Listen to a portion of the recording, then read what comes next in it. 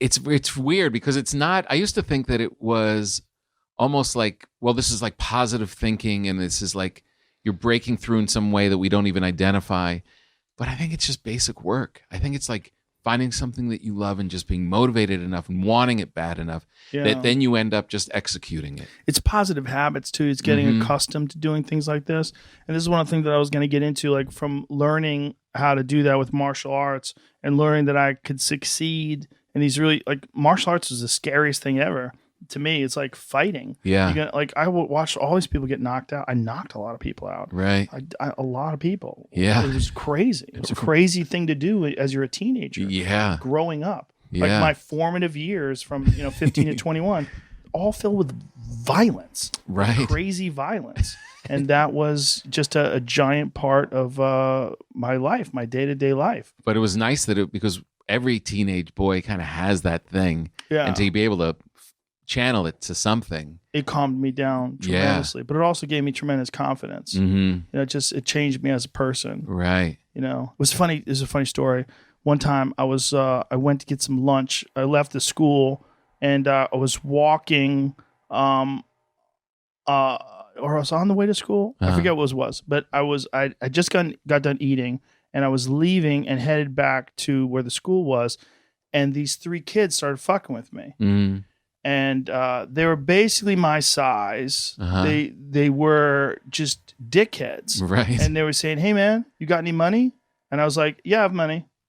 And then it was like, "Well, you going to give me some of your money?" I go, "I'm definitely not going to give you any of my money."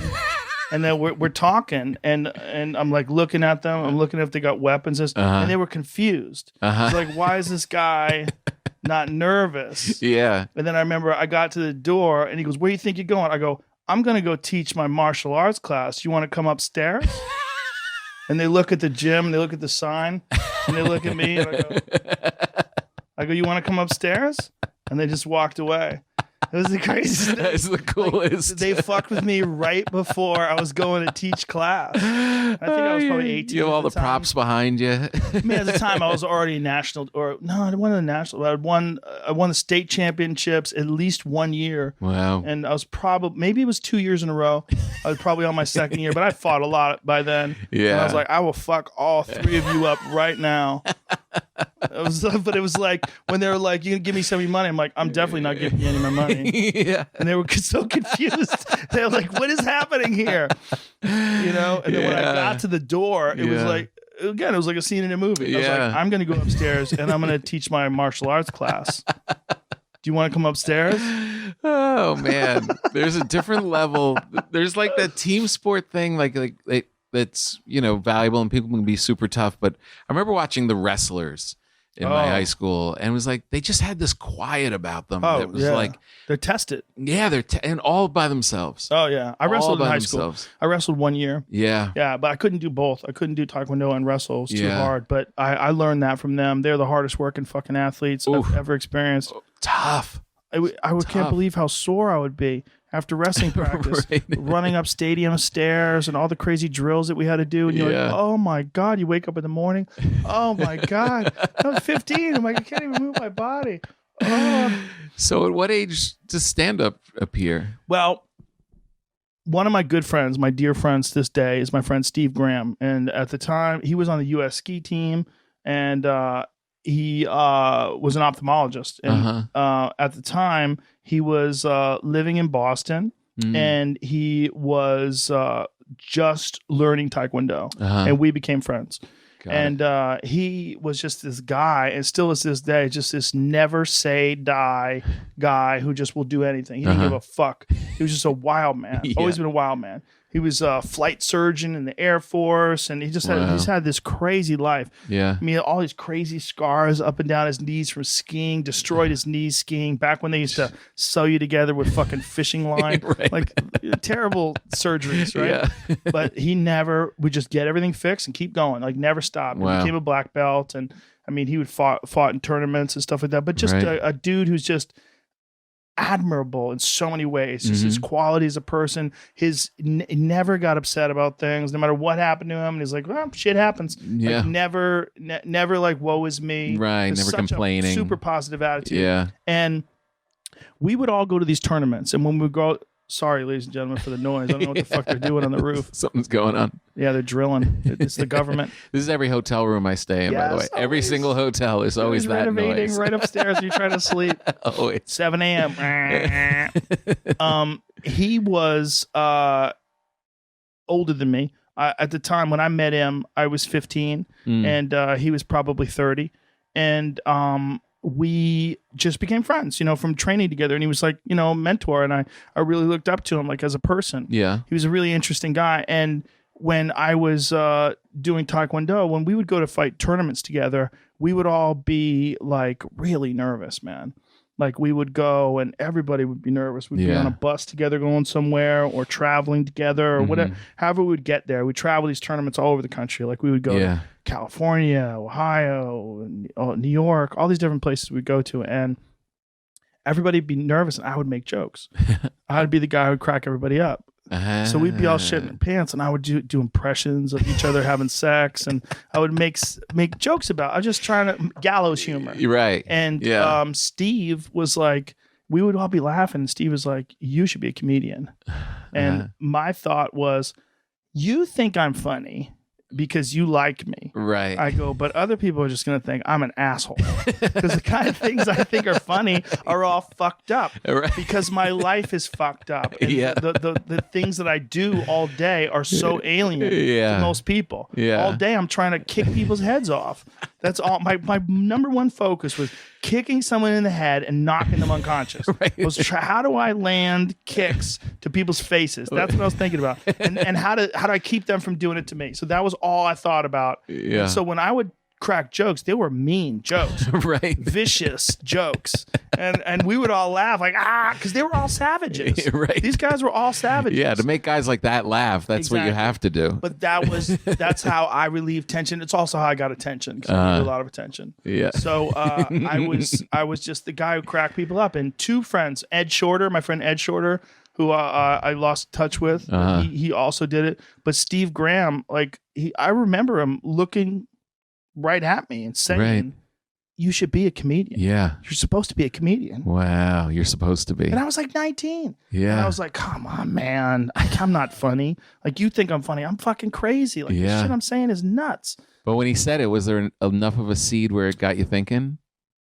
I mean, you're getting laughs, so you know that feeling. I knew how to make people laugh with fucked up shit, but I just didn't think it would ever translate into regular folks. And then, I was always a fan of stand-up. Right. Always a fan. Yeah. Like, from the time my parents took me to see Live on the Sunset Strip when I was like 15. So the Richard Pryor movie. And I remember being in the theater, distinctly remember being in the theater, and people were just dying laughing all around me. And I remember looking around, going, this is crazy. This guy's just talking. Yeah. And everybody was like, their whole body was moving, like, oh my God, like holding on to each other. Right. It was so funny. And all that guy was doing was talking. And I remember thinking, this is the craziest shit I've ever seen in my life.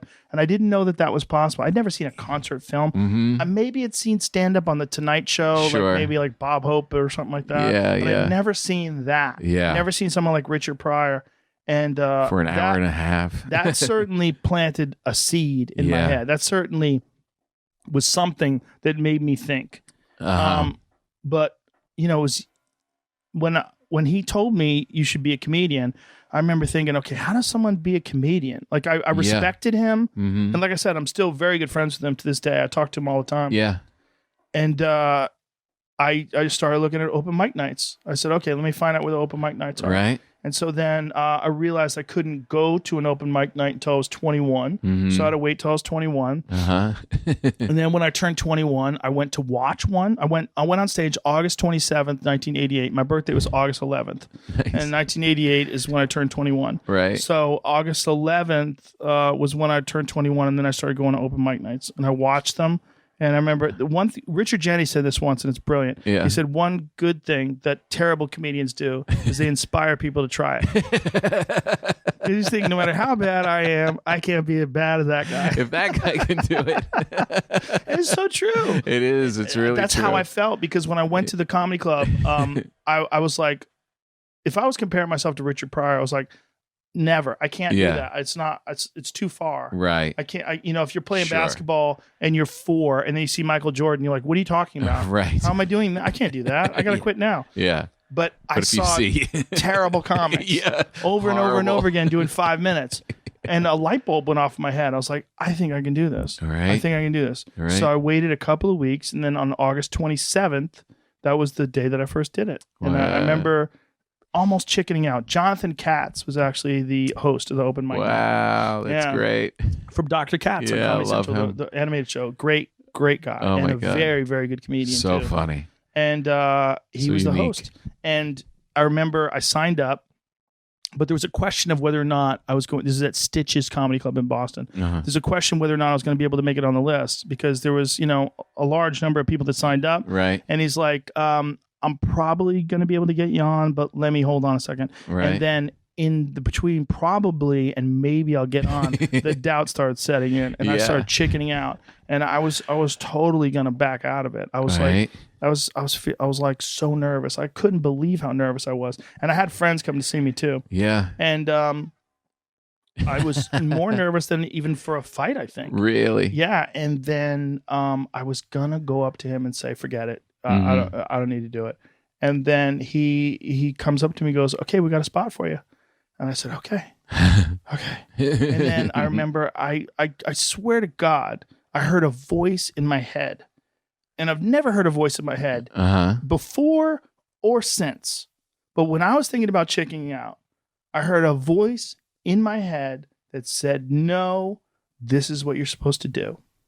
Really? I mean, it was like a person talking. Really? It's like I was about to make a terrible mistake, and Uh-huh. I was about to chicken out and run out of there. Yeah. And what do you think it was? You never heard one before or since. No, I was about to make a terrible error. Was it a guide? Uh, Do you think, might or be was it your bullshit. subconscious? It's most likely my subconscious. Yeah. But whatever it was, it's like there's a part of me that knew, don't be a coward. Uh-huh. Just go do it. And I was super nervous, and I went up and I got a couple laughs. I mean, it wasn't Mhm. good by any stretch of the imagination, Sure. but I got a couple of laughs. Yeah. And I remember getting off stage and immediately saying, "This is what I'm going to do." Right. Because Yeah. I knew, I'm like, I got a couple laughs, Yeah. and I could see the territory. Right. I was like, okay, there's a lot of work to be done. Yeah. But I go, this is something I can do. Right. And then I met these comics, these professional comics, and I was like, I like these guys. Like these are my kind of people. Yeah. They're over there laughing, Uh-huh. yucking it up.